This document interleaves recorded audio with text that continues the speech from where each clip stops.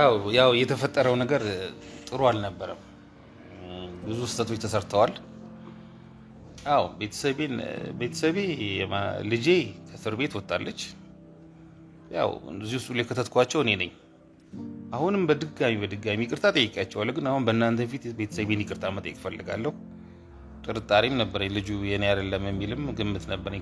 ከውሏ ከማየው አንፃር ወደ እኔ ከመጣና ከተረጋገጠ በኋላ ደግሞ ልጁም በጥሩ ሁኔታ ማደግ አለበት።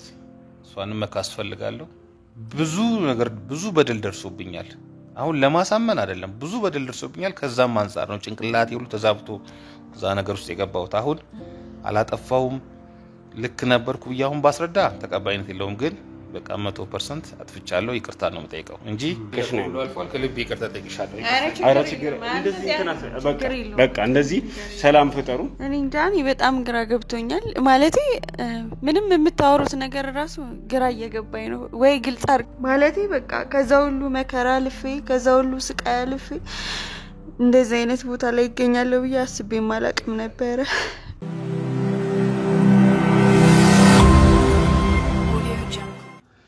ሰላም ውዴ ዱካሾ ቤተሰቦች እንደምን ከረማችሁ? እንደምን አላችሁ? ሰላም ደስታና ፍቅር ለእናንተ ይሁን እያልን የዛሬው ፕሮግራማችን ተጀመረ ማለት ነው። ዛሬ እንግዲህ ለየት ያለ ነገር ይዘንላችሁ መተናል። እንግዲህ ሁላችሁም እንደምታውቁት 5 6 7 ክፍል እንዳያችሁት ያያችሁትን ታሪክ መቋጫ ነው ይዘን የመጣ ነው። ያው እኛ እንደሚታወቀው አንድ ስቶሪ ከጀመርን እስከ መጨረሻው ድረስ ሄደን ያንድን ቤተሰብ መጨረሻ ማሳየትን እንደ ግዴታ ነው የምንወስደው። አብስራ አባትና ልጅ መሆን ያለመሆናቸውን እንድንለይ ነው። በአቶ እንግዲህ ስሙትን እዚህ ላይ ላለመጥቀስ ጥረት አደርጋለሁ እና በህፃን ያብስራ የአባትና የልጅ ግንኙነት መኖሩን እና አለመኖሩን በዲኤንኤ ምርመራ ለማረጋገጥ እኔኮ ጥፋቴን ደብቁልኝ ብር ልክፈል አይደለም ያልኩት። በቃ ይሄ ነገር ቤተሰቤ ተመሰቃቀለ። ምንድነው የምትፈልጉት? የብር ፍላጎት ከሆነ ብር ልስጣችሁ። አቀራረባችሁ ራስ ወደ ሚዲያ የለቀቃችሁት አሁን እባካችሁ ጥፋቴን ደብቁልኝ ያስመስላል። አይደለም እንደዛ አይደለም ማለት የፈለኩት። እኔ የፈለኩት ምንድነው እንግዲህ በቪዲዮ እንዳያችሁት የዚህ ባለሀብት ጉዳይ ለሳምንታት ወይንም ለወራት ይዘነው ስንሄደው የነበረ ጉዳይ ነው። እንግዲህ ባለሀብቱ ያደረገውን ነገር እንዳለ ክዶ ነው የጀመርነው። እስከ መጨረሻም ድረስ እንዳያችሁት ዲኤንኤ ማጣሪያ እስኪደረግ ድረስ ልጅ አይደለም ወደሚል ነገር የገባ ባለሀብት ነው። ከሱ ጋር የነበረን ነገር እንግዲህ ሂደቱ ያንን ይመስል ነበረ። በመጨረሻም የዲኤንኤ ውጤት ልጁ እንደሆነ ማረጋገጫ ሆኖ በቀረበ ሰዓት እሱም ሆኑ ባለቤቱ ነገሩን ላለመቀበል ሙከራ አድርገው ነበር። ከዛ በኋላ ግን ነገሮችን ለማለሳለስ ጥረት አድርገዋል። ስላሳለፉት ስላደረገው ስህተት እንዳለ ተጸጽቶ ይቅርታ እስከመጠየቅ ድረስ ደርሰዋል። ከዛም ባለፈ እንግዲህ ጉዳዩ በሽምግልና እንዲያዝ ተደርጎ ለወራት የሽምግልናው ጉዳይ ኦልሞስት ከአንድ ወር በላይ ሊሆነው ነው የሽምግልናው ጉዳይ በውስጥ ሲካሄድ ነበረ። ጥሩ ሂደት ነበር በእውነቱ ከሆነ። እንግዲህ ጉዳዩ በሽምግልና እንዲያዝ ከተደረገ በኋላ እሷም ፍላጎቷ ሰላም መፍጠር እንደሆነ ልጇን በሰላም ማሳደግ እንደምትፈልግ ልጁ መሆኑን ካመነና የሚገባትን ነገር ማድረግ ከቻለ በሰላም ልጇን ማሳደግ እንደምትፈልግ በተደጋጋሚ ለሽማግሌዎችም ስትናገር ቆይታለች። በመጨረሻም እንግዲህ ጉዳዮች ተራግበው ወይንም ደግሞ ረግበው ዛሬ ላይ ደርሰናል ማለት ነው። ዛሬ እንግዲህ ቆይታ የምናደርግ ይሆናል ለእናንተ ሂደቱ ምን ይመስል እንደነበር እንዲሁም ደግሞ ለሷስ ቢሆን ምን ተደረገላት የሚለውን ነገር ለማሳየት ጥረት እናደርጋለን። አብራችሁን ሁኑ።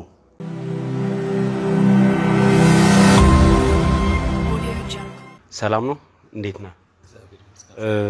እንግዲህ ካንተ ጋር ላለፉት ወራት በመጥፎም ተገናኝተናል በመልካምም ተገናኝተናልና ነገሮች እንዴት ናቸው አሁን ያሉበት የሚለውን ነግረን እንጀምር እስቲ። አስቀድሜ ያው ይቅርታ ነው መጠየቅ የምፈልገው። ቤተሰቤንም በድያለሁ፣ ህብረተሰቡንም ብዙ ያዘኑብኝ ሰዎች አሉ። እኔም የሰራሁት ጥፋት አንዱን ለመሸፈን በጥፋት ላይ ጥፋት እየተደራረበ ሄዷል። ሰምቶኛል እና ይቅርታ መጠየቅ እፈልጋለሁ። ያው የተፈጠረው ነገር ጥሩ አልነበረም። ብዙ ስህተቶች ተሰርተዋል። ህብረተሰቡንም ቤተሰቤንም በቃ ብዙ ተመልካችም አዝኖብኛል። በጥፋት ላይ ጥፋት ሰርቻለሁ። ከልብ ይቅርታ ጠይቃለሁ። እሷንም መካስ ፈልጋለሁ። ያው ካንተ ጋር ብዙ ነገር አውርተናል። አብዛኛውን አንተም ገልጸኸዋል፣ ተረድተኸኛል። ከልብ አመሰግናለሁ። ሰው ነው፣ ያው ስህተት ይፈጠራል። እኔም አንድ የሰው አካል ነኝ። ስህተት ሰራሁ። በቃ ያችን ስህተት ደግሞ ለመሸፈን ብዙ ስራዎች ይበላሻሉም ብዬ በስህተት ላይ ስህተት ቤተሰቤን ማሰቃየሁ። የተፈጠረውን የምታውቁት ነገር ነው። እንግዲህ ምኑን ነግራችኋለሁ። እስከ እስር ቤት ደረጃ ደርሷል። ስሜም በጣም ጠፍቷል። አሁን ያን ሁሉ ህብረተሰብ ከልብ ይቅርታ ጠይቃለሁ። እንግዲህ ልጅህ በእስር ላይ ነበረች። ባለቤትም ደግሞ ታማ ነበር። አሁን ነገሮች ያሉበት ሁኔታ ምን ይመስላል ነውና ጥያቄ። ይቅርታ መጠየቅህ በጣም ተገቢ ነገር ነው። አሁን ያሉበት ሁኔታ ምን ይመስላል የሚለውን እስቲ ንገረን። ቤተሰቤ ልጄ ከእስር ቤት ወጣለች። ያው እዚህ ውስጥ ለከተትኳቸው እኔ ነኝ። አሁንም በድጋሚ ይቅርታ ጠይቄያቸዋለሁ። ግን አሁን በእናንተ ፊት ቤተሰቤን ይቅርታ መጠየቅ ፈልጋለሁ። በእኔ ጥፋት ነው ሁሉ ስቃይ የደረሰባቸው። ቤተሰቤ ተጉላልቷል እና እኔም ስህተት ሰርቻለሁ። በቃ ይቅርታ መጠየቅ ነው ፈልገው። አሁን ቤተሰቤ ጤናዋም ባለቤቴም ደህና ናት። በመጠኑ ተረድተውኛል። ችግሬን ይቅርታ አድርገውልኛል። እንግዲህ ከምህረት ጋር ያለው ነገር ነው። ያው እንግዲህ የተፈጠሩት ነገሮች በጣም ብዙ ናቸው። ነገሩን ማድረግ አለማድረጉን እስከ አለማመን ድረስ ተደርሶ ነበር። ዛሬ ላይ ደግሞ ስህተት ነው ያደረኩት ነገር አምኛለሁ፣ ተጸጽቻለሁ እያሉ ነውና ልጅን እስከ አለማመን ድረስ ደርሰው ነበርና አሁንስ ያለውን ነገር ተመልካች ማወቅ ይፈልጋልና የተፈጠረው ነገር ምንድነው? ከሷ ጋር ያው የተፈጠሩት ነገሮች አሉ እንዳሉ ሆነው በመሃል ያው አንዳንድ የምሰማቸው ነገሮች እንደውም እንጂ ከማያት ሁኔታ ጥርጣሬም ነበረኝ። ልጁ የኔ አይደለም የሚልም ግምት ነበረኝ። ከውሏ ከማየው አንፃር ወደ እኔ ከመጣና ከተረጋገጠ በኋላ ደግሞ ልጁም በጥሩ ሁኔታ ማደግ አለበት። እሷንም መካስ ፈልጋለሁ። ብቻ እንዳለ ያስቀየምኳቸውን ሁሉ ይቅርታ መጠየቅ ፈልጋለሁ። ይቅርታ ትልቅነት ነው። እኔ በይቅርታ አምናለሁ። ይቅር መባባላችሁ ለመጣው ልጅ ወደዚህ ምድር ላመጣችሁት ልጅ ፊውቸር የተሻለ ነገር ያመጣል። ይሄ ይቅርታ ግን ከልብ ነው? ከልቤ ነው። አንደኛ የሚያስጨንቀኝ ነገር ወደ ስራውና ወደ ስሜ ነበር። ስሜ ተበላሸ፣ ቤተሰቤ ትዳሬ ተፈተነ፣ የረጅም ዓመት ትዳሬ ተበተነ። ግን ከልብ ይቅርታ ጠይቄያቸው እነሱም ተረድተውኛል። ያብራኪ ክፋይም መጎሳቆል የለበትም። ከልቤ ነው። ከልቤ መካስ ፈልጋለሁ። እንደው ቤተሰብ አካባቢ አሁን ይሄ ልጅ እንግዲህ ኦሬዲ እህትና ወንድሞቹ ጋር የመቀላቀል እድል አለው ወይ? እነሱም እንደ ወንድም ይቀበሉታል ወይ? ይሄን ልጅ እንግዲህ የርሶ ደም እስከሆነ ድረስ የርሶ ወራሽ የመሆንም እድል አለውና እንደ ወንድም እንደ እህት ተቀብለው ከቤተሰብ ጋር የመቀላቀል እድል አለው ወይ? የሚገርም ነገር እንደውም ሐሳቡ የመጣው መጀመሪያ ከነሱ ነው። በቃ እኛንም እዚህ ውስጥ ከተትከን ተሳሳትከን መካስ አለብኝ የሚል ሐሳብ መጣ። እኔም ተቀበልኩት። ልጁን ሁሉ መጠየቅ ጀምረዋል። አንዳንድ ነገርም መርዳት ጀምረዋል። ሙሉ ለሙሉ ሰላም ተፈጥሯል እና ከኔ ይበልጥ እንደውም እነሱ ፍቅራቸው ጨምሯል ነው የምለው። ቅድሚያ የጀመሩት እነሱ ናቸው እና ያው እነሱም ልጆቼ ናቸው፣ እሱም ልጄ ነው። ምንም መለየው ነገር የለም። እነሱ ተቀብለውታል እንደ አንድ ቤተሰብ አካል ማለት። በትክክል። ባለቤቱስ እንደዚህ አይነት ነገር እንግዲህ የረጅም ዓመት ትዳር ነው። ስለዚህ እሳቸውም ተቀብለዋል። ያው እንዳያሃት ነው እንግዲህ እሷ ጥሩ ሰው ናት። እሷን መበደል ሰው ሆኖ ስህተት አይጠፋም። በድያታለሁ። ቀሪ ዘመኔን እሷን መካስ እሷንም የተበደሉትን ሁሉ መካስ ነው ፈልገው። ለሷ እንዲሚገባ ሰው አይደለች። ጥሩ ሰው ናት እና በአንደኛነት ነገር ነው የተቀበለችው። በትክክል ተቀበለዋለች። እንግዲህ በጣም ማሳመኛ አድርገው ሲያቀርቡት የነበረው የንግድ ተፎካካሪዎቼ ሴራ እንጂ እኔ እንደዚህ አይነት ነገር አላደረኩም የሚለው ነውና በእውነት እንደዚህ አይነት የንግድ ተፎካካሪዎች አሉት። አዎ ስራ ዓለም ላይ ብዙ ችግሮች አሉ እና ቅድም እንደገለጽኩት ከዚህ ቀደም ብዬ እንደገለጽኩት ከተለያየ ሰዎች ጋር አያት ነበር። እሷንም ብዙ አለ በስራ ዓለም ውስጥ ብዙ ችግሮች አሉ። ያ እኔ ከዲታ ረግዛለች ብዬ አልጠበቅኩም እና ጥርጣሬም ነበረኝ። እናንተ ምርመራውን እስክታመጡ ድረስ አሁን በዚህ ደቂቃ ውስጥ ልዘረዝረው ቢል የስራ ዓለም ያለውን ተንኮል ያለውን ሽኩቻ ባወራ ረጅም ሰዓት አይጠቅመንም። ሰዓታችሁን ነው የምገልባችሁ። ብዙ በደል ደርሶብኛል። አሁን ለማሳመን አይደለም ብዙ በደል ደርሶብኛል። ከዛም አንፃር ነው ጭንቅላቴ ሁሉ ተዛብቶ እዛ ነገር ውስጥ የገባሁት። አሁን አላጠፋውም ልክ ነበርኩ ብዬ አሁን ባስረዳ ተቀባይነት የለውም። ግን በቃ 100% አጥፍቻለሁ ይቅርታ ነው የምጠይቀው እንጂ በስራ ዓለም ብዙ ስህተቶች ናሉ። ጭንቅላቴን ያዞሩኝ ነገሮች ሁሉ ነበሩ። እሺ ሌላኛው ምንድነው ወደኛ የመጡትና ይሄንን ጉዳይ የተናገሩት ሰዎች የእርሶ ሰራተኛ የነበሩ ሰዎች ጣፈንታ ጉዳይ ነው። ቤተሰብ ያላቸው ይሄንን ጉዳይ አጋለጣችሁ በሚል ከስራ የታገዱ ሰዎች አሉ። የነሱ ጣፈንታ እንዴት ሆነ? በሂደቱ በሽምግልና ሂደት ውስጥ በሰፊው ሲወራ ከነበሩ ጉዳዮች ውስጥ አንዱ ስለነበር እኔ በቅርበት ስለማቅ ተመልካች ማወቅ ስላለበት ያው ለአንተ ተመልካቹ ለመግለጽ ያህል ነው እንጂ አብዛኛው ላይ ሽምግልናው ላይ አንተ ስላለበት ታውቀዋለህ። ግን ለመግለጽ ያህል ታግደው ነበር። በሽምግልናው ላይ ይቅርታ ከጠየቅ ሁሉንም ነው ይቅርታ የጠየቁት። እነሱም የቀረው ደሞዛቸው ሁሉ ተከፍሎ ወደ ስራ ተመልሰዋል። በቃ ከልቤ ነው ይቅርታ ያልኩት። ወደ ስራ ተመልሰዋል። ማንንም መበደል አልፈልግም ካሁን በኋላ ቀሪ ዘመኔንም ቤተሰቤን እያስደሰትኩ መኖር ነው የምፈልገው። ወደ ስራ ተመልሰዋል። በሽምግልና ሂደት እስከ ዛሬ ድረስ ከምህረት ጋር አልተገናኛችሁምና ዛሬ እንግዲህ ፍለፊት ከሷ ጋር የምትገናኙበት ቀን ነው። እርሶም ያቀድኩት ያሰብኩት ነገር አለ ብለዋልና ይሄ ምን ሊሆን ይችላል የሚለው አብረን የምናይ ነው የሚሆነው። ከዚህ እንግዲህ ከቢሮአችን ወጥተን መሄድ አለብን። የምንሄድበት ቦታ ላይ ፊት ለፊት እንግዲህ ከወራት በኋላ በዳይና ተበዳይ የነበራችሁ ሰዎች ፊት ለፊት የምትገናኙበት አጋጣሚ ነው የሚሆነው ዛሬ። እንግዲህ ተመልካቾቻችንም ምን ሊፈጠር ይችላል ሁለቱ ሲገናኙ የሚለውን ለማየት ዝግጁ እንደሆናችሁ አምናለሁ። ስለዚህ ወደዛ ብንሄድ ጥሩ ነው። ሰዓቱም ስለደረሰ ከዚህ በላይ ባንቆይ።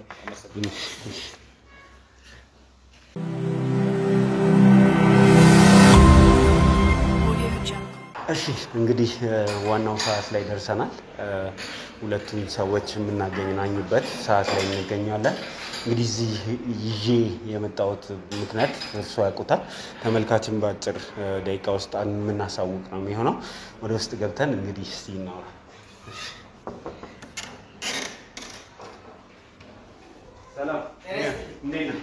ሰላም ነው። እንዴት ነው?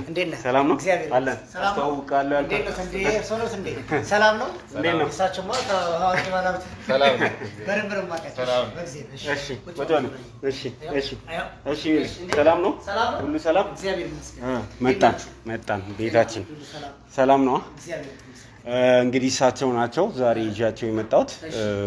ጉዳያችንን ምንድነው የሚለው ለተመልካች ይፋ እናደርግ ነው የሚሆነው። እንግዲህ ቆይታ እናደርጋለን። እሷም ኦሬዲ እየደረሰች ነው። የምትመጣ ልጅ አለች። ይዣል ለምጣና እንቀጥላለን።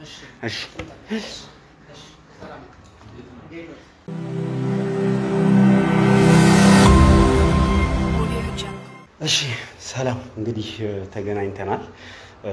እንዴት ነሽ ምህረት? በጣም ተመልካችም ናፍቆሻል። ብዙ ተመልካቾች ያንቺን መጨረሻ ሲጠይቁኝ ነበር። ዛሬ ደግሞ በጣም አምሮብሽ ነው የመጣሽው። በእውነት ደስ የሚል ነገር ነውና እንዴት ነሽ? ያለፉት ቀናት እንዴት ነበሩ? ደህና ነኝ እኔ እግዚአብሔር ይመስገን። እናንተ እያላችሁ በጣም ደህና ነኝ። ዛሬ ግን ለምን እንደመጣሁ አልገባኝም። በጣም አቻኩለህ ነው የጠራኸኝ። በዛ ላይ እንግዲህ ዛሬ የተለየ ነገር ይኖረናል ብዬ ነው እዚህ ድረስ ይዤሽ የመጣሁት። ምንድነው የሚለውን ገብተን እናያለን። ሰዎች እየጠበቁን ነው የሚገኙት። እንደው የቤቢ ጉዳይ እንዴት ነው? ቤቢዬ ደህና ነው። የእሱን ምግብ እያስተካከልኩ ነበር የቆየሁት። ያው ሞግዚት አማለች። ቶሎ መሄድ ግን አለብኝ። ውስጥ ምን እንዳለ ባላቅም ቶሎ መመለስ አለብኝ። ጥዬ የሆነ የመጣሁት ሄሎ ነው የምትመለሽው። ለአሪፍ ነገር ነው የምጠራሽ፣ ለጥሩ ነገር ነው የጠራንሽ። ምንድነው የሚለውን ገብተን የምናይ ነው የሚሆነው። እሺ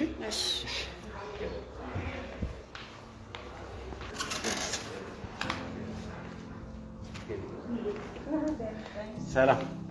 እሺ እንዴት ነው? ሁለቱን እንግዲህ ከረጅም ጊዜ በኋላ ላገናኛችሁ ነው። ነይ ነይ ነይ። ይቅርታ ነይ ነይ። አልፏል ሁሉም ነገር ስላለፈ ዛሬ ላይ ምንም እንትና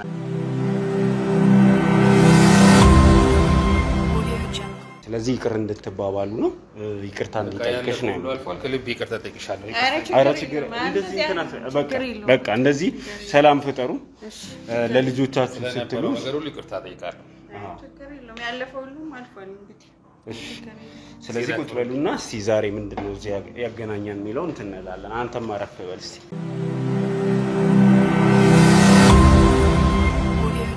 እንግዲህ ዛሬ ሁላችሁንም እዚህ እንድንገናኝ ያደረኩት በእኔ ምርጫ ነው። እዚህ የመጣንበትን ምክንያት ምህረት ስትጠይቂኝ ነበር። የመጀመሪያው ነገር ሁለታችሁ ለልጃችሁ ላፈራችሁት ልጅ ስትሉ ይቅር ተባብላችሁ ወደፊት ነገሮችን እንድትቀጥሉ ነው። ያንቺም ፍላጎት ነው። ክስ የህግ ጉዳይ ምናምን አልፈልግም። በሰላም የሚጠናቀቅ ከሆነ እኔ ልጄም በሰላም ማሳደግ ነው የምፈልገው። ያለፈው ነገር ሁሉ አልፏል ባልሽው መሰረት እንግዲህ ለረጅም ጊዜ ሲካሄድ ነበረ የእናንተ የሽምግልና ጉዳይ። የተነሱም ጥያቄዎች አሉ። በሳቸው በኩልም በየወሩ መደረግ ያለበትን ነገር ለማድረግ ተስማምታችኋል። ሁሉም ነገር ከስምምነት ላይ ተደርሷል። ከዛ ባለፈ ግን በሳቸው አነሳሽነት እዚህ ቦታ መተን ላንቺ እና ለልጅሽ መደረግ ያለበትን ነገር ለማድረግ ነው እዚህ የመጣ ነው። ከዛ በፊት ግን የት ነው የመጣ ነው እዚህ እንድንገናኝ የፈለኩበት ምክንያት ምንድነው የሚለውን እንግዲህ ከሱ የምንሰማ ነው የሚሆነው። ስለዚህ እስቲ ለምን መጣን እዚህ የሚለውን ከኔ ትሰማያለሽ። እዚህ ግን ያለንበት ቦታ ምንድነው የሚለውን ከሱ እንሰማለን ማለት ነው። እስቲ እሱ አንዳንድ ነገሮች ይገርም። እሺ እንኳን ደህና መጣችሁ ብያለሁ። ሰላም ነው፣ እንዴት ናችሁ? በድጋሚ ያው ዞላ እንደሚታወቀው ሰው ሰላም በማስፈጠር ይታወቃል። ለሰው ቀና ነው፣ ታዛዥ ነው እና ያው በብዙ ውጣ ውረድ አልፎ ያው እናንተ ግን እዚህ ድረስ ይዞ መጥቶ እናንተ ለማስታረቅ እዚህ ድረስ ይዞ መጥቷል ማለትና በዚህ አጋጣሚ በኦዲየንስ በተመልካቾቻችን ፊት ዜድን በጣም ልናመሰግን ይገባል። እድሜና ጤና ይስጥልን እንላለን። ምክንያቱም ሁሌ ዜድ ከእንትን ጋር ከእውነታ ጋር ይቆማል። ለእውነት ደግሞ የቆመ ሰው እግዚአብሔር ደግሞ ሁሌ ይጠብቀዋል ማለት ነው። ስለዚህ እግዚአብሔር አምላክ ይጠብቅ እንላለን ማለት ነው። ምክንያቱም እኔ ብዙ ጊዜ ቢሮ ደንበኛ ይመጣል እና ዛሬ ነው የሚሉት እና በጣም ስለሚያከብሩና ስለግለጽልን ስላሉኝ ደንበኞች ስላሉኝ በዛ አጋጣሚ ለመግለጽ ነው። ያው እንደሚታወቀው በሰው ዘንድ ያው ጸብ ይኖራል፣ ግጭት ይኖራል፣ ብዙ ነገር ይኖራል። ግን ደግሞ ከምንም በላይ ደግሞ ያው የይቅርታ ልብ ደግሞ ካለን ጥሩ ነው ማለት ነው። ስለዚህ አንቺንም ከልብ እናመሰግናለን። እሳቸውንም በጣም ታዋቂ ባለሀብት ናቸው። ስለዚህ እሳቸውም ያው እግርሽ ላይ ወድቀው ይቅርታ ጠይቋል ማለት ነው። ስለዚህ ተቀበለሻል ብዬ አስባለሁ አይደለ? ዝም ብለህ ግን ያው አንቀበልም። ያሰብነው ነገር አለ ከዚህ ላይ ጋር ይቅርታውም ዝም ብሎ የታሰበልሽ ነገር አለ። እሱንም እስቲ ምንድነው የሚለው እንሰማለን። ግን መጀመሪያ ነው ያለነው ለምንድነው እዚህ የመጣ ነው የሚለውን የት እንዳለን እሳቸውንም ይሄንን ቦታ መርጬ ይዤ ስመጣ ስለናንተ እንዲያውቁ እንዲረዱ ምርጫቸውንም ከሳቸው አንደበት ለመስማት ነውና እስቲ የት ነው ያለነው ምንድነው እዚህ ያመጣን ጉዳይ የሚለውን እንስማ። እሺ መልካም። ወድጋሚ ያው ብዙ ሰው ያቀኛል። እንግዲህ ያው ሚሊክ ደሳለኝ ይባላልው የዲኤምሲ ስቴት ሴልስ ሱፐርቫይዘር ነኝ። ያው የመጣችሁት ዲኤምሲ ነው። ዲኤምሲ ማለት ያው አብሪቬሽን ነው፣ ዳንኤል ማሞ ኮንስትራክሽን ማለት ሲሆን በኮንስትራክሽኑ ላይ ለ30 ዓመታት የቆየ ካምፓኒ ነው ማለት ነው። ትልቅ ድርጅት ነው የመጣችሁት። ከዚህ በፊት ላይ በመንገድ ስራዎች በዩኒቨርሲቲዎች ላይ ዲኤምሲ ሪል ስቴት በደንብ ኮንትሪቢዩሽን አድርጓል። ትላልቅ ስራዎችን ሰርቷል ማለት ነው። አሁን ደግሞ ማርኬት ላይ ሰርተን እዚህ ለው መብራት ላይ መስቀለኛ ቦታ ላይ አፓርታማ ቤቶችን እየገነባ ነው ማለት ነው። ስለዚህ ዲኤምሲ ስራዎችን እየሰራ ነው ያለው ሪል ስቴት ቦታ ነው የመጣችሁት ማለት ነው። ስለዚህ ዛሬ በተደጋጋሚ ጊዜ ያውቋል የኛም ቢሮ ብዙ ደንበኞችም በዛሬ በኩል መጥቷል ማለት ነው። ስለዚህ ዛሬ እናንተ እንግዳ ሆናችሁ ወይ ደግሞ እዚህ እንድትመጡ የተደረገው ምንድነው ያው ብዙ ቤቶች ስላሉ ለሽያጭ የቀረቡ ስላሉ እሱ እንድትጠቀሙ ነው ማለት ነው። እንግዲህ ይሄ ሐሳብ የእሳቸው ነው። ከእሳቸው አንደበት ብንሰማው ደስ ይለኛል። ለልጃቸው ለወደፊት ቅርስ እንዲኖረው እንደ ሌሎቹ ልጆቻቸው እሳቸው ያሰቡት እንደ ሌሎቹ ልጆች ልጃቸው ቅርስ እንዲኖረው የሆነ ነገር እንዲኖረው አስበው ነው። ከልጆቼ ለይቼ ማየት አልፈልግም። ቤተሰብ ነው። ኦሬዲ የተቀላቀላችሁ ነው። አሁን ወንድም እህቶቹ እየጠየቁት ነው። ስለዚህ በዚህ መንገድ ሰላም መፍጠር ይሻላል ስላሉ ነው። ከሳቸው አንደበት እንስማው እስቲ። ነገርን ቢደጋግሙት ምንም ዋጋ የለውም። ያለፈው በደል ይቅርታ ጠይቄያለሁ። ከልቤም ስለተጸጸትኩኝ መካስ ፈልጋለሁ። ከዛም ከዘላለም ጋር ስመካከር ሪል ስቴት ብገዛላት የሚችል እና የምታውቀው ጥሩ ሪል ስቴት ብዬ ስለው ሱማ በአፋጣኝ የሚደርስ ዲኤምሲ የሚል ሐሳብ ከሱ መጣ። ከዛ በፊት ለሷም ለልጆቿም ሽማግሌዎች በፈረዱብኝ 20 30 ሺህም ተቆራጭ አድርግላት ብለውኝ ነበር።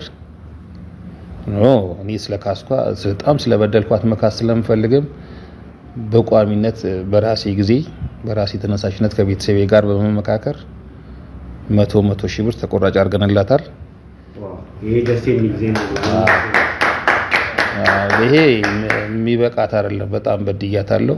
እናትየውም ተጎሳቁላለች እስከ ጎዳና የምታውቁት ታሪክ ነው። እንግዲህ ዝናቡን ሁሉ ተቋቁማ ነው እና እኔም አይሙር የረፍት ስላጣ ሪል ስቴት ደግሞ መስጠት ፈልጋለሁ ዛሬ በእናንተ ፊት እና ወደዚህ ይዘውኝ የመጣንበት ምክንያቱም እሱ ነው። በጣም ደስ የሚል እንግዲህ በድምዳሜ ላይ አልደረስንም። እንግዲህ ምን አይነት አማራጮች አሉ እዚህ ዲኤምሲ የሚለው እንግዲህ ዲኤምሲን እኔ በነገራችን ላይ ማውራት እፈልጋለሁ። ስለ ዲኤምሲ መናገር እፈልጋለሁ። ዲኤምሲ እንግዲህ እንደሚታወቀው ብዙ ሰዎች እንደምታውቁት እኔ በተደጋጋሚ የምመጣበት ቤቴ ነው። እዚህ ዲኤምሲ ውስጥ እኔ ቤት አለኝ። ጎረቤት ነው እንድትሆኑ የምፈልገው። ብዙ ሰዎች ጉርብትና ይፈልጋሉ አይደል? የምታውቂው ሰው ያለበት ኤሪያ ላይ እንዲሆን ያስፈልጋልና እንግዲህ ጎረቤቴ ላደርጋት ምህረትን ስለፈለኩ ነው ዲኤምሲ ምርጫ አድርጌ ይዤ የመጣሁት። ከዛም ባለፈ እንግዲህ ሁላችሁም እንደምታውቁት ዲኤምሲ በተሻለ ቅልጥፍና ቤቶቹን በሚገርም ፍጥነት እያጠናቀቀ ነው የሚገኘው። ስለዚህ ምህረት በቅርብ ከነ ልጇ እንግዲህ ከጎዳና የተነሳች ልጅ ናት። ከጎዳና ብርድ፣ ንፋስ፣ ፀሐይ ሲፈራረቅባት የነበረች ሰው ናት ከነ ልጇ። ስለዚህ የተሻለ መጠለያ ከዲኤምሲ በሚገርም ፍጥነት እኔ ስለናንተ ተናግሬ ስለማልጠግብ ነው ይቅርታ፣ በተሻለ ፍጥነት ስለሚሰሩ እነሱ ምርጫ አድርገን እዚህ መተናል። የቀረውን ደግሞ ካንተ እንስማ። ምን አይነት አማራጮች አሉት ዲኤምሲ ለምህረት ምን አይነት ቤት ይገባታል የሚለው ካንተ እንስማ እስቲ። እሺ መልካም በድጋሚ እንኳን እንደመጣችሁ ብያለሁ። ከዛ በፊት ግን ያው በእኛ ጋር ስትመጪ ብዙ ነገሮች አሉ። ይሄ ኦቨርኦል ሳይት ፕላናችን ነው። ይሄ አጠቃላይ እኛ ሙሉ 65395 ካሬ ያረፈ ኮምፓውንድ አፓርትመንት ነው።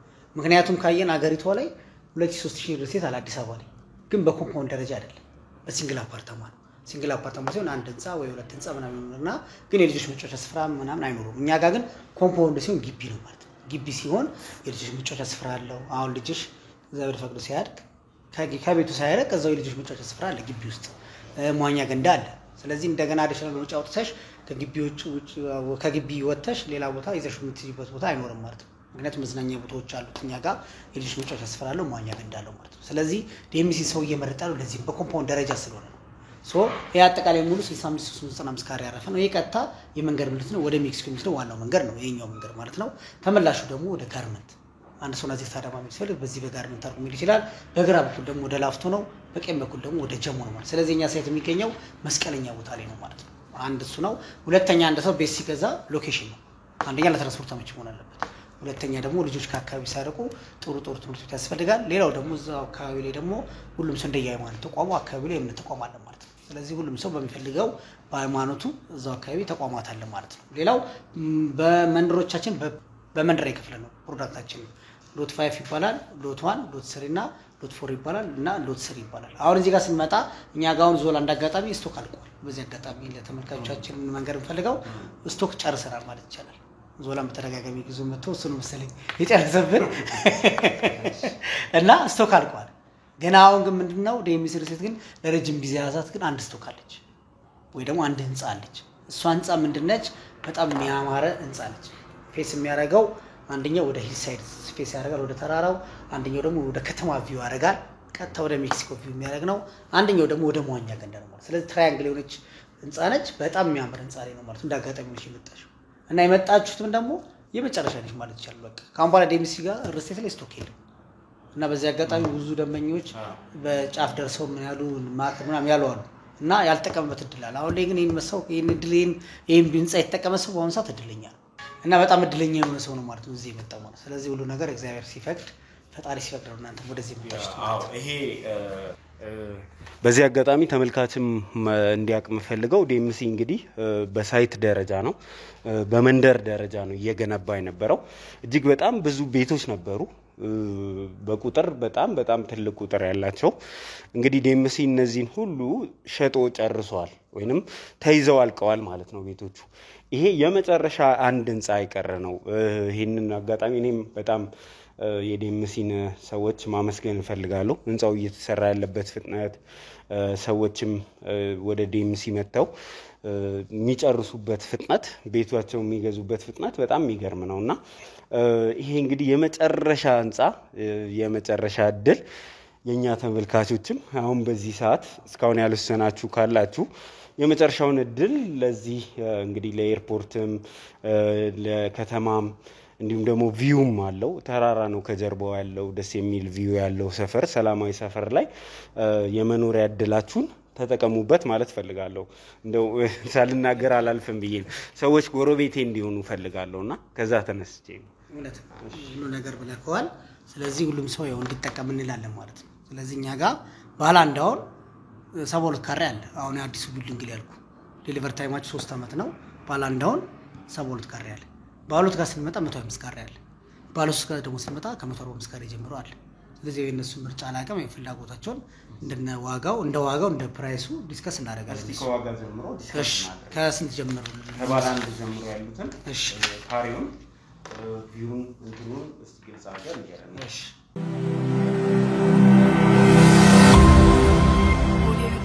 ሻውንኛ ጋር ባላንድ ትንሹ 72.4 ካሬ አለ 76.6 ካሬ አለ እና ደግሞ 78 ካሬ አለ ማለት ነው ባላንድ ማለት ነው ባለሁለት ጋር ስንመጣ አዲሱ ቢልዲንግ ላይ የመጨረሻ ቢልዲንግ ዲያስፖራ ቁጥር 4 ቢልዲንግ ያለው ማለት ነው እሱ ላይ አሁን ስንመጣ ባለሁለት 125.7 ካሬ አለ ባለሶስት ጋር ስንመጣ የተወሰነ አማራጮች አሉ 145 ካሬ አለን 151 አለን 150 አለን ሌላ ደግሞ 157 እና 161 ካሬ ድረስ ይኖራል ማለት ነው ባለ አራት ጋር ለሚፈልግ 176 ካሬ ይኖራል ማለት ነው ስለዚህ ባለ 3 ላይ የተወሰነ ስቶኮች አሉ በጣም ብዙ ባይባል የተወሰነ ስቶክ አለ ማለት ነው ስለዚህ ወደ ዋጋው ጋር ስንሄድ እኛ ጋር የካሬ ዋጋችን መሸጫ 78246 ካሬ ነው ስለዚህ ባለ አንዱ ምሳሌ አንዷን እኔና ባለ ሁለቱ ማይተን ባለ ሶስቱ ማይተን እንመርጣለን አይሻልም እሺ 78246 የካሬ ዋጋ ነው ሲባዛ 72.4 ካሬ ነው ይሄ ቶታል ፕራይሱ 72.4 ካሬ ሲሆን አጠቃላይ ዋጋው 5,665,010 ብር ነው የሚሆነው አጠቃላይ ዋጋው ቅድመ ክፍያ ደግሞ ያደረግነው እኛ ምንድነው እንደሌላው 20% 15% አላደረግንም ምክንያቱም እኛ ጋር ማጆሪቲው 80% እየገዛን ያለን ዲያስፖራ ነው ማለት ነው ስለዚህ ዲያስፖራ ደግሞ ቶሎ ብዙ ራውት ምናምን ማድረግ አይፈልግም ምክንያቱም ብዙ ቤተሰብ ይረዳሉ እናት ይረዳል አባት ወንድም አለ የሚስት ቤተሰብ አለ ብዙ ነገር ስለሚረዱ ከዛ እንግሊኛ ቅድመ ክፍያዎቻችን 8% አድርገናል 8%ቱ አሁን ባለ አንድ ለሚገዛ ሰው 453,200 ነው የመጀመሪያ ክፍያ ከዛ ቀጣይ ቤዝድ ኦን ፕሮግረስ ነው የሚሆነው ቢያንስ ከ8 እስከ 10 ወር የፎታ ጊዜ ይኖረዋል ቀጣይ ላይ 15% ነው የሚሆነው ከዛ በኋላ ቀጣይ 15 ከዛ በኋላ ከባንክ ይገናኛል ማለት ነው ስለዚህ 38%ቱ ደንበኛው እስከ 3 ዓመት ነው የሚከፍለው ማለት ነው ያ ማለት ምንድነው 38% አሁን የባለ አንድ ስንመጣ 2.1 ማለት ነው ዛሬ 400 ምናምን ሲከፍል ከዛ በኋላ 1.5 ምናምን ይቀራል ማለት ነው ስለዚህ እናደርገና ሌላው 62%ቱን ደግሞ ዴሚስ ሪስቴት ከባንክ ጋር ያመቻቻል ማለት ነው ደንበኛው ሳይለፋ ሳይደክም ውጣ ወረዱ ሳይገባ ራሳችን እናመቻቻለን ማለት ነው ይሄ ባለ አንድ መኝታ ነው ባለ ሁለት ጋር ደግሞ ስንመጣ ይሄም 78246 ነው ሲባዛ 125.7 ካሬ 78246 ሲባዛ 125.7 ካሬ አጠቃላይ ሰባውን ባሉት መኝታ ቶታል ፕራይሱ 9.8 ነው 9,835,500 ያወጣል ቅድመ ክፍያው ነው ይሄን የሚያደርግ ነው አንድ አይነት ነው 8% ነው 786,842 ብር ነው ማለት ነው ስለዚህ ደንበኛው በቅድመ ክፍያ የቤት ባለቤት መሆን ይችላል ማለት ነው ስለዚህ ዞላ እዚህ ጋር 700 ምናምን ሺህ ብር ዲኤምሲ ላይ መጥቶ ምንም ነገር አይገዛም ደንበኛው ግን የቤት ባለቤት ይሆናል ማለት ነው ስለዚህ ቀጣዩ ደግሞ 15 ተመሳሳይ ናቸው ከዛ ቀጣ 15 አድርጎ 38% ይሆናል ቀሩን ደግሞ ራሱ ዲኤምሲ ከባንክ ጋር ያመቻቻል ማለት ነው ግልጽ ነው አልፈጣቁማ ስለዚህ ባለ ሶስቱ ጋር እንድትመስል የራሱ ፍላጎት ስላላሙ እኮ ባለ ሶስቱ አንሰርፍ ለማንኛውም እሺ ይሄም 78246 ሲባዛ 72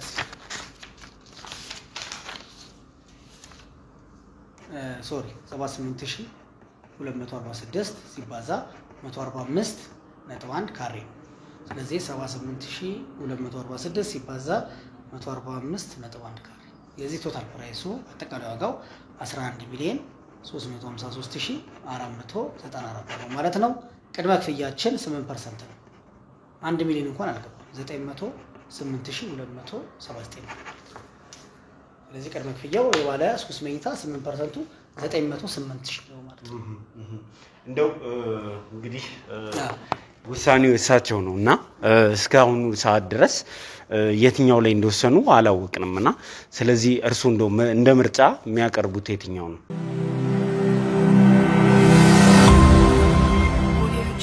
እንደነገርኩት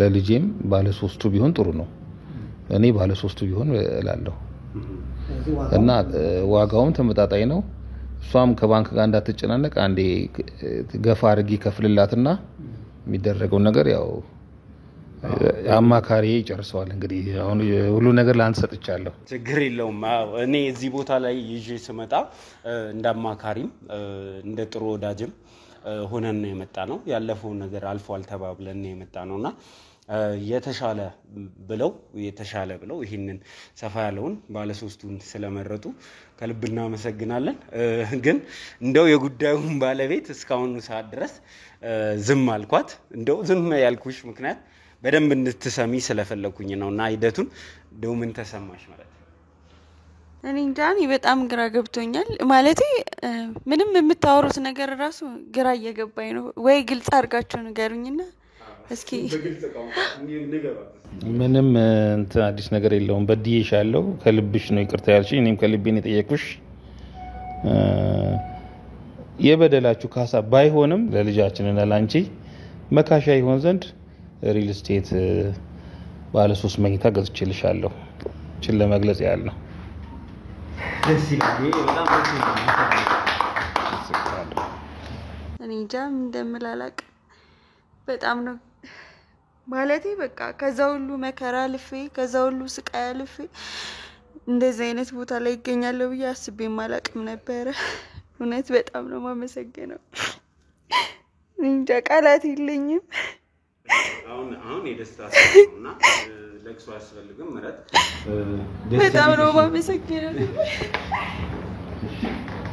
እናመሰግናለን አንቺም እንደዚህ እንስላች ሳቸውንም ተመሰጋገኝ በድጋሚ ችግር የለም እሺ እሺ በጣም ነው ማመሰግነው አይዞሽ በቃ አይዞሽ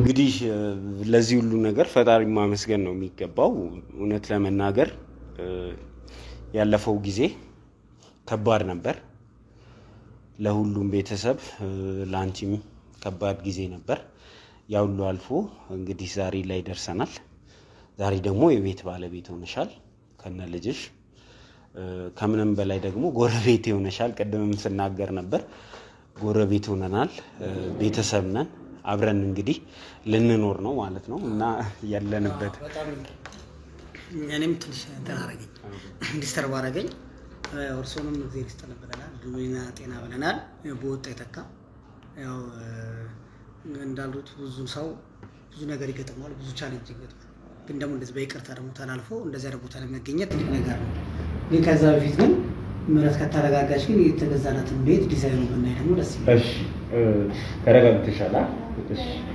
እሺ አሁን ምረት የተገዛለሽ ቤት ባለ 3 መኝታ ነው ተጨማሪ ደግሞ ምን አለው መሰልሽኛ ገባለው 3 መኝታው ላይ 145 ካሬ ነው አዲሽናል የሰራተኛ ክፍል አለ ሰራተኛ ራሱ ክላስ አላት የራሱ መታጠቢያ ቤት አላት ይሄው ሰራተኛ ራሱ ክላስ አላት የራሱ መታጠቢያ ቤት አላት ሌላው ላውንደሪ ማሽን ብዙ ጊዜ ካየን ላውንደሪ ማሽን የሚቀመጠው ወይ ኪችን ላይ ነው ወይ ሳሎን ላይ ነው ወይ አንዳንዴም ኮሪደር ላይ ስለሚጠብቅ ማለት እኛ ጋር ግን ለብቻ ላውንደሪ ማሽን አድርገናል ሌላው ኪችን አለ በኪችን በኩል ደግሞ ምን አድርገናል ባልከኒ በረንዳ ምክንያቱም ብዙ ጊዜ ኪችን ላይ ምግብ ሲሰራ ሽታው ወደ ሳሎን ይመጣና ያን ያስቀርናል ማለት ነው ሌላው ሳሎን አለ በሳሎን በኩል ደግሞ ምን አድርገናል በረንዳ አድርገናል ሌላው ማስተር ቤድሩም አለ ማናው መኝታ ቤት ደግሞ የራሱ ምን አለው መታጠቢያ ቤት አለ ሌላው አንደኛው ቤድሩም ይሆናል ሁለተኛው ቤድሩም ይሆናል ስለዚህ አጠቃላይ 1 2 3 ቤድሩም ማለት ነው ሌላው ደግሞ እንደ ጸሎት ቤት የምታገለግል ወይ ደግሞ እንደ ስቶር ቦታው ማለት ምክንያቱም አሁን ብዙ ጊዜ ካየን በማኑቱም በምንም በቁርአንም ሆነ በቤተክርስቲያን በመጽሐፍ ቅዱስ ሆነ ስዕልም ምንም ወይ ደግሞ ከንተጋ ወይ ቁርአን ወይ መጽሐፍ ቅዱስም ብዙ ጊዜ መኝታ ቤቶች ላይ አይቀመጡ ለብቻው ራሱ የጸሎት ቤት ስለሚያስፈልጋት ማለት ነው መጠበቅ ስላለበት ንጽህናው መጠበቅ ስላለበት ንጹህ መሆን ስላለበት ለብቻ አርገናል ማለት ነው ስለዚህ እሱን አርገናል ማለት ነው የኛ ዲዛይን ለየት የሚያደርገው ዱባይ ዲዛይን ይባላል ዲኤምሲ ምን ማለት ነው ብዙ ጊዜ ካየን ዱባይ ላይ ካየን ዋናው ቤት ሲከፍ ሳሎን አናገኝም ኮሪደር ነው ስለዚህ በራችሁ በዚህ ጋር ይነሳል ስትገቢ ሳሎን አታገኝም አንድ ሰው ወደ ሳሎን መሄድ ሲፈልግ ኮሪደር ነው አቋርጦ ነው ማለት ነው ስለዚህ ሳሎን ላይ ደግሞ እንግዳ ካለ እናንተ ደግሞ ወደ የምትፈልጉት ክላሶች ትሄዳላችሁ ማለት ነው ስለዚህ ዘው ተብሎኛ ጋር ሳሎን አይገኝም ሌላው ምን አደረገናል በጣም የቀየስነው ዲዛይን ማለት ነው ዞላ ሳሎን እዚህ ሆኖ አንዳንድ ቦታ ካየክ ቶይሌት ፊት ለፊት እኛ ጋር ግን አይታይ እንደ ዞር ብሎ ቶይሌቱ ያለው ማለት ነው ስለዚህ ዘው ተብሎ ሲገባ ሳሎን አይገኝም ሳሎን ሰው ተቀምጦ ሽንት ቤት መታየት የለበትም እኛ ጋር እንደ ዞር ተደርጎ ማለት አንድ እሱን አስቀርተናል ሌላው ማስተር ቤድሩም ላይ ልጆች መኝታ ቤት ቀርብ ለቀርብ አድርገናል ምክንያቱም አንቺ ወደ መኝታ ቤት ስትሄጂ እዚህ ጋር ልጆችሽን አይተሽ ወደዚህ ትመጫለሽ ምክንያቱም የልጆች መኝታ ቤት የተለመደው ብዙ ጊዜ እዚህ በር ስር ነው ማለት ነው እሱንም አስቀርተናል ያው ሌላው ሰራተኛ ራሱ ክላስ አላት የራሱ መታጠቢያ ቤት አላት ኪችን አለ ላውንደሪ አለ ባልከኒ አለ ጥሩ ሰራተኛ ደግሞ ማን ሰራተኛ ስላለ አንቺ ቤትሽን መዝጋት ስትፈልጊ ማታ ላይ ዝግት ክሎዝ ታደርጊያለሽ ማለት ነው ሰርቪስ ኳርተር ኮንሰፕት አለ ለምን ምክንያቱም ሰራተኛ ሁሉ ነገር እዚህ ጋር ታገኛለሽ ወደዛ ጋር የሚያስኬዳት ነገር አይኖርም ማለት ነው በጣም ቆንጆ ቤት ነው ተገዛለሽ ስለዚህ ነገሮች የተከሰተው ለበጎ ነው ማለት ነው በድጋሚ እንኳን ደስ አለሽ ማለት እንፈልጋለን እስቲ እንደው ምን ተሰማሽ ያየሽ ሁሉ ነገር ተመችቶኛል እኔ ምንም ቃላት የለኝም ለዚህ ነገር ምንም ያልጠበቅኩት ነገር ነው ዞላ ታውቃለህ ከመጀመሪያው ጀምረክ አብረኝ ነበርክ ብዙ ነገር አሳልፌያለሁ እዛ ብርዱን ፀሐዩን ሁሉን ነገር ለኔ አይደለም ደስ ያለኝ በቃ ለልጄ ቀጣይ የሚኖረው ነገር ቢያንስ ይሄ ነገር አለው ብዬ ማውራት ራሱ እኔ እንጃ ከቃላቶች ሁሉ በላይ ነው በጣም ነው ማመሰግነው ዞላ እግዚአብሔር ይስጥክ እኔ እንጃ በጣም ነው ደስ ያለኝ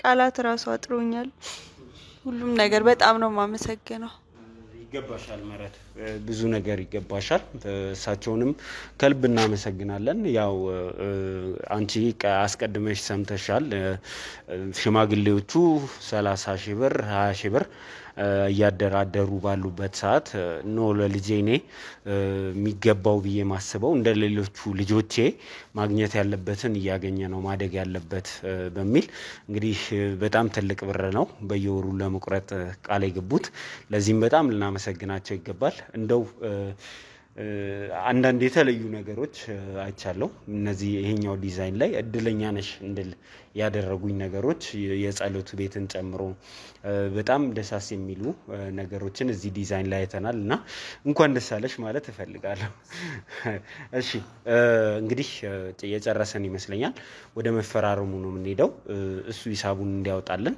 ምን ያህል ፐርሰንት ነው ሐሳቡት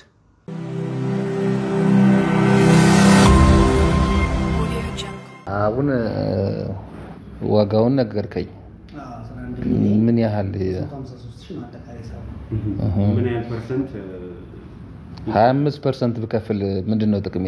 ምሳሌ እሷም እንትን እንዳትል 10 ምትላለማት ረዘም አድርጌ 25% ብከፍል ምንድነው ጥቅም አለ ያልከኝ? ምንድነው ጥቅሙ? ዲስካውንት አለ። አሁን ምን አድርገናል እኛ ቅናሾችን አጥተናል። ያመጣነው ምንድነው 100% አሁን ለሚከፍልኛ ጋር እስከ 30% ዲስካውንት አለ። 85% እንደምኛ ልክፈል ካለ እስከ 25%፣ 75% ልክፈል ካለ እስከ 23፣ 65 ደግሞ ካለ እስከ 21%፣ ግማሹ ልክፈል ካለ 55% 19%። ይሄን ግን ያደረግነው የዞላን ቻናል አይቶ ለሚመጣ ነው ሞር ያደረግነው ዞላን በማክበርና ዞላን ስለምንወድ ለሱ ነው ይሄንም ቅናሽ ይሰጣል ማለት ነው። ስለዚህ 25% ለሚከፍል 13% ቅናሽ ይሰጣል ማለት ነው። ምን ያህል ያ ማለት ምንድነው አጠቃላይ ሂሳቡ 11,353,000 ነው። አሁን የሱ 25% 2.8 ነው አጠቃላይ እንትኑ ማለት ነው። ቅናሽ ሳላረግ ግን ቅናሽ ግን ሳረግ ግን ስንት ይሆናል የምትከፍለው? አሁን 2.7 ይሆናል። ቶታል ፕራይስ ላይ ግን ስንት ብር ቅናሽ ያደርግልዎታል? 326,000 ብር ዲስካውንት ሰጣለሁ። በጣም ብዙ ነው። ጥሩ ያ ማለት ነው 11,353,000 የነበረው ወደ 11 ሚሊዮን ይወርዳል ማለት ነው። ስለዚህ 353,000 ብር አካባቢ ቅናሽ ይሰጣል ማለት ነው። ደስ የሚል አጋጣሚ ነው። ጥሩ ነው። በዛ ላይ ፎይታ ጊዜ ነው ማለት የመጀመሪያ ክፍል ከፍላቸዋል ቀጣይ 15% ከመክፈል ጊዜውንም ይቆጥብላቸው ማለት። ስለዚህ ሁለቱም ክፍል ካባን የምትጠይቁት እናንተ ቢያንስ ከአንድ ዓመት ተኩል በኋላ ነው ማለት ነው ቀኑ ክፍል የምትጠይቁት። በቃ እንጨርስ የሚደረገውን ወደ ፊርማው ወደዛ ይሻላል። በዚህ ሆኖ በ25 አድርገው ምክንያቱም ተቀምጦ ባንክ ገንዘቡ ከሚያጣ 326,000 ብር የሚያ ቅናሽ አድርገናል ማለት ነው። አመሰግናለሁ።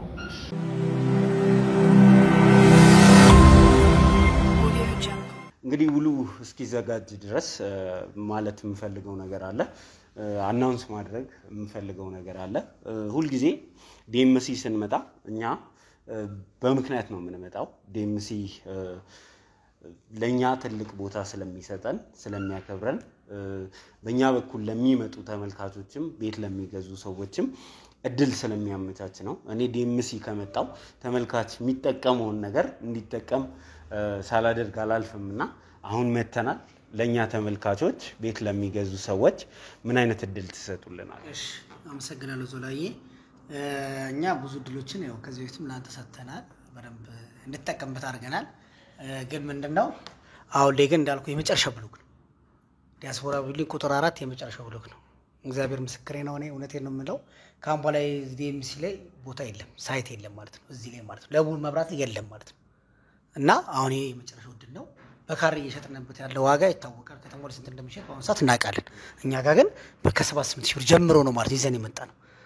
በዛ ላይ ደግሞ የመጨረሻው ድርጅቱ ለረጅም ሰዓት የያዘው ህንፃ ነው። መሸጥ አይፈልገው ነበር ድርጅቱ ለኢንቨስትመንት ለማከራየት። ለምን አካባቢ ላይ ትላልቅ ኤንጂኦዎች ተቋማት ስላሉ ማለት ነው። በዛ ምክንያት ነበር ሁሉ ያደርጉ። ግን በደንበኞች ጥያቄ መሰረት ይሄኛውን ቢልዲንግ ለቀናል ማለት ነው። ስለዚህ ይሄ ህንፃ ለየት ደግሞ የሚያደርጉ ከሌላው ቀደም እንዳልኩት 3 ቪው አለው ብያለሁ። ወደ ሜክሲኮ ፌስ ያደርጋል፣ ወደ ሂልሳይድ እና ወደ ሟኛው ገንዳ ማለት ነው። ሌላው ደግሞ ይሄ ቢልዲንግ ለየት የሚያደርገው በውስጡ 5 ሊፍት ነው ያለው፣ 4 ሊፍት ነው ያለው። ቤቱም ያለው ደግሞ 4 አባወራ ነው ያለው ማለት። ስለዚህ አንድ ሰው አንድ ሊፍት ይጠቀማል ማለት ለራሱ ፐርሰናል ሊፍት ይኖረዋል ማለት ነው። ስለዚህ ሰው እንትን አይኖረውም። ስለዚህ 4 አባወራ ያለበት ህንፃ ነው ማለት ነው። በአንድ ቢልዲንግ ነው ማለት ነው። ስለዚህ በጣም ተመራጭ ነው ማለት ነው። ስለዚህ ቆንጆ ቢልዲንግ ነው ማለት ነው። ስለዚህ በፊት ላይ ያልወሰነ ሰው አሁን ላይ መወሰን ይችላል። ሞር ደግሞ የዞላን ቻናል አይተን ነው ብለን እዚህ ላይ በምናስቀምጠው ስልክ ቁጥር ቢሮ ዝም ብሎ ከመምጣት እዚህ ላይ በምናስቀምጠው የሴልሶች ስልክ እናስቀምጣለን። በዛ ላይ ደግሞ እኛንም ያገኙናል ማለት ነው። ስለዚህ እኛንም ያገኙናል፣ ዲስካውንቱንም እንድትጠቀሙ እናደርጋለን። ስለዚህ ለ10 ቤቶች ፈቅጃለሁ። ስለዚህ አሁን ያለው ቤት ትንሽ ቤት ነው። 30 ቤት እንኳን የሚቀር አይመስለኝም። ስቶኬን ሳይ 30 ቤት ወይ 30 ቤት እንኳን የሚቀር አይመስለኝም። ያለን አሁን 10 ቤት ወደ 20 ምናምን ቤት ይኖራል። ግን አሁን ግን 10 ቤቱን ለአንተ አንስቻለሁ ማለት ነው። የሚቀረው 15 ቤት ነው ማለት ነው። 10 ቀድሞ ለሚመጡ ደንበኞች ምን ያክል ነው ቅናሹ? ዲስካውንት ያደረግነው እስከ 20 ድረስ ማለት ነው። ያ ማለት ምንድነው 97,000 ብር ሲሸጥ የነበረው አሁን 77,000 ብር ነው እንደዛ ነው ማለት ነው። እንግዲህ 10 ቀድሞ ለሚመጡ ደንበኞች ዲስካውንት የሚደረግላቸው ነው የሚሆነው። ውሉም ደርሷል። 10 ቀድመው የሚመጡ ደንበኞች ይሄንን ዲስካውንት ያገኛሉ ማለት ነው። ስክሪን ላይ በተቀመጠው ስልክ ቁጥር እየደወላችሁ ሴልሶቹን አግኟቸው። ያልወሰናችሁ ሰዎች ደግሞ ወስኑና ጎረቤታችን ሁኑ ለማለት እፈልጋለሁ። ውሉም ስለደረሰ ወደ ውሉ እንሂድ።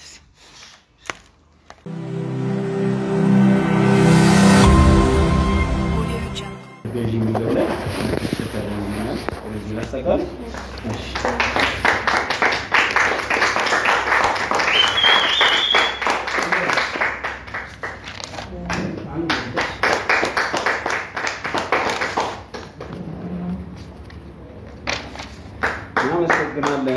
በመጨረሻ የምትለው ነገር ካለ ረና ምረት ይሄ አንቺ ነው የሚሆነው። እሺ በመጨረሻ የምለው ነገር ያው ቀጣዩን እንግዲህ ፈጣሪ አብዞ እድሜና ጤና ይስጣችሁ ይላል። ለአንተም እድሜና ጤና ይስጥን። ስለዚህ ያልተጠቀመ ሰው ይህን እድል ይጠቀም። ሰው ደግሞ ሞር ቆንጆ እድል ነው።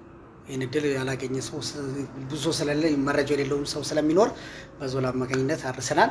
ሞር ደግሞ ስክሪን በምናስቀምጠው ስልክ ደግሞ እየደወሉ ደንበኞች እንዲጠቀሙ አድራ እንላለን ማለት። ስለዚህ የመጨረሻው ብሎክ ነው። እናመሰግናለን በጣም ለቀንነታችሁ ሁሌም ደግሞ በራችሁን ከፍታችሁ ስለምትቀበሉን ለደንበኞቻችንም ቅናሽ ስለምታደርጉ ከልብ እናመሰግናለን። እሺ እግዚአብሔር ይስጥልን በጣም